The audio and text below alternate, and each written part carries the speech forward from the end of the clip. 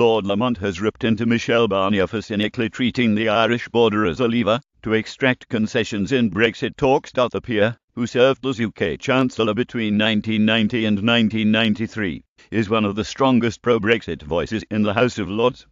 He told Bloomberg this week that the EU's desperate tactics were a sign of Brussels losing in Brexit, before he urged the British government to find a unified message. The former Chancellor also criticised Theresa May's own preferred plan to the Irish border, the controversial customs partnership, as too complicated to work. Lord Lamont explained, "I think the Irish government and the EU are using the Brexit border issue as a lever to extract concessions from the British government." I think Mr Barnier was out of game yesterday when he said the British should think about a border in the North Sea between Northern Ireland and the rest of the UK. No government in Britain could ever accept that resolution.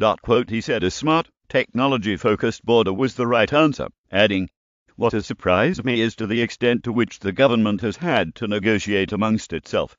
Getty, Bloomberg. Lamont has ripped into Michel Barnier for cynically treating the Irish border as a lever. I think Emma Barnier was out of game yesterday when he said the British should think about a border in the North Sea. Lord Lamont, this is not a good situation. The Prime Minister has got to have a solution to this. My own opinion is that her own idea, a customs partnership, is too complicated. But the smart border solution is the right answer. It is perfectly practical.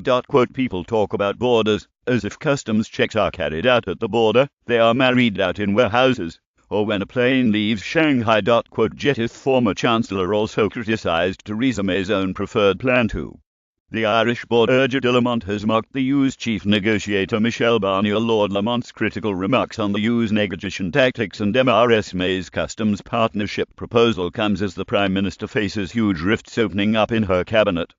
Pro-Brexit ministers could potentially overturn the Prime Minister's own proposed plan to demand a clean break from the European Union's customs system.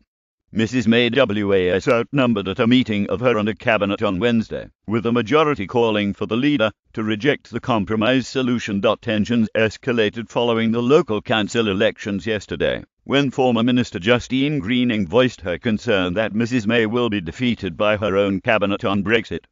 Dozens of prominent Tories, including Dr Liam Fox, Jacob Rees-Mogg, David Davis, and Ian Duncan Smith, strongly oppose a customs partnership,